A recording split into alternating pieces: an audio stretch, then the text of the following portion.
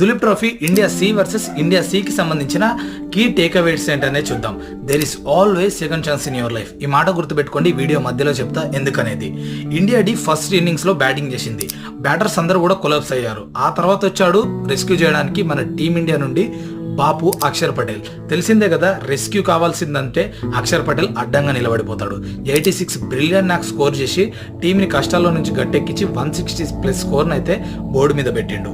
ఇక second innings దాన్ని chase చేయడానికి వచ్చిన టీమిండియా సి 160 స్కోర్ చేసేటప్పుడు చాలా మంది బ్యాటర్స్ కొలాప్స్ అయిపోయారు.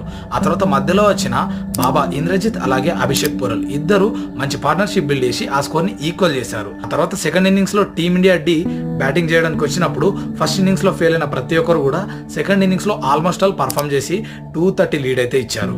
ఈ స్కోర్ ని చేజ్ చేయడానికి వచ్చిన టీమిండియా సి ఫస్ట్ ఇన్నింగ్స్ లో ఫెయిల్ అయిన ప్రతి ఒక్కరు కూడా ఆల్మోస్ట్ ఆల్ ఇందులో పర్ఫామ్ చేసి ఒకరోజు మిగిలిండగానే